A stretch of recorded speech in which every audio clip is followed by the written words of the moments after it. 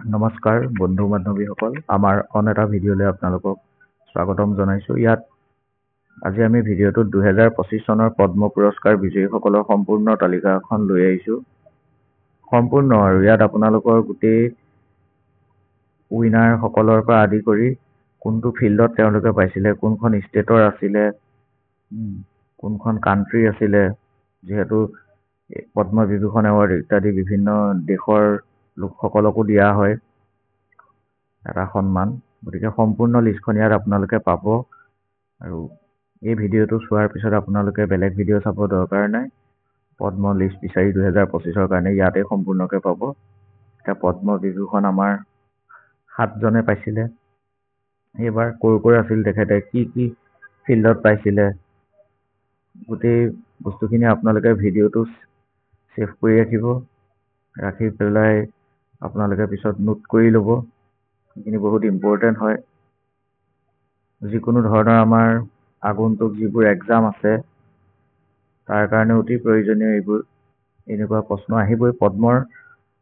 শ্ৰী পদ্ম বিভূষণ আৰু পদ্মভূষণ এইখিনি লৈ পেলাই আপোনালোকৰ আহিব।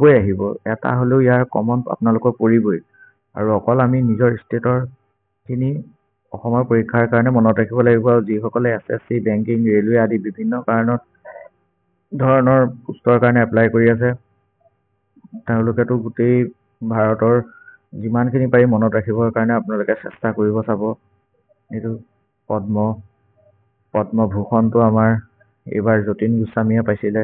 শ্ৰী যতীন গোস্বামী, আৰ্ট, আছাম। তেখেতে সত্ৰীয়া ক্ষেত্ৰত পাইছিলে, আমি জানো সকলোৱে। গতিকে এনেকুৱা ধৰণৰ প্ৰশ্নবিলাক আহিব। তেখেতে অকল পদ্মভূষণ পোৱা অসমৰ এইবছৰ একমাত্ৰ আছিলে তেখেতে।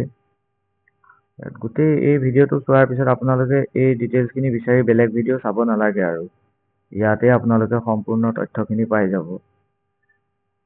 কিহৰ বাবে কোনে পাইছিলে, কোনটো ফিল্ডত পাইছিলে। পদ্মশ্ৰী 113জনে পাইছিলে। 113জনত অসমৰ কেইবাগৰাকীও আছিলে। অসমৰখিনি আপোনালোকে ষ্টাৰ মাৰ্ক মাৰি ৰাখিব। শ্ৰী অনিল কুমাৰ বৰুৱাই পাইছিলে, লিটাৰেচাৰ এণ্ড এডুকেশ্যন, আছাম, অসমৰ তেখেত। এনেকৈ কেইবাগৰাকীও পাইছিলে। সেইখিনি আমি নোট কৰি থবলৈ চেষ্টা কৰিব লাগে। এইবিলাক আহিব।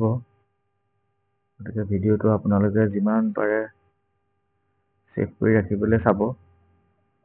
কাৰণ এইখিনি বস্তু আমাৰ একদম সাধাৰণ জ্ঞান, জেনেৰেল নলেজ, কাৰেণ্ট এফেয়াৰ্ছৰ যিখিনি হয়, সেইখিনি একে ইম্পৰ্টেণ্ট। এইবিলাকৰ পৰা আহিবই।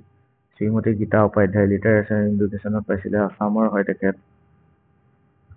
অসমৰখিনি আপোনালোকে লিখোঁতে ষ্টাৰ মাৰ্ক মাৰি যাব। কি ফিল্ডত পাইছিলে, কিয় পাইছিলে, তেওঁলোকৰ সাহিত্যিক কোনখন সাহিত্যৰ কাৰণেনো লিখিছিলে, এইবিলাকো আপোনালোকে নোট কৰি ৰাখিবলৈ চাব। এই বস্তুখিনি বহুত ইম্পৰ্টেণ্ট। আহি থাকে। এইজন জইনাচৰণ বাথাৰী, আৰ্ট, আছাম। বহুতে এইখিনি আমাৰ নজনাকেই এক্সামত বহিবলৈ যায়, কিন্তু এইখিনি একদম কমন কাৰেণ্ট এফেয়াৰ্ছ, যাৰ পৰা আপোনালোকে ধৰি ৰাখিব পাৰে যে কুৱেশ্যন আহিব। গতিকে আমি এইখিনি সম্পূৰ্ণকৈ নোট কৰি ৰাখিবলৈ চাব। আৰু ভিডিঅ'টো ছেভ কৰি পেলাই যিমান পাৰোঁ লাহে ভিডিঅ'টো আগুৱাবলৈ চেষ্টা কৰিছোঁ, যাতে আপোনালোকে ভিডিঅ'টোখিনি ছেভ কৰি ৰাখিব পাৰে। আমি আপোনালোকৰ কাৰণে এনেকুৱা বিভিন্ন ভিডিঅ' লৈ আহিম। আমাৰ উদ্দেশ্য দুখীয়া, যিসকল লোকে পইচা দি পেলাই কোৰ্চ কৰিব নোৱাৰে, তেওঁলোকৰ কাৰণে যিমান পাৰোঁ আমি যাতে এনেকুৱা চাকৰিৰ খবৰেই হওক বা সাধাৰণ জ্ঞানৰো কিছুমান কাৰেণ্ট এফেয়াৰ্ছ, জেনেৰেল নলেজ যিখিনি ইম্পৰ্টেণ্ট, তেনেকুৱাবিলাক আমি আনিবৰ কাৰণে চেষ্টা কৰিম। আপোনালোকে কাৰণে আমাৰ ভিডিঅ'বোৰ পাবৰ কাৰণে চেনেলটো ছাবস্ক্ৰাইব কৰি থ'ব। লগতে বেল আইকনটো বজাই ৰাখিব। এনেকুৱা ধৰণৰ যাতে আমাৰ যিখিনি আপডেট আপোনালোকে মিছ নকৰে, তাৰ কাৰণে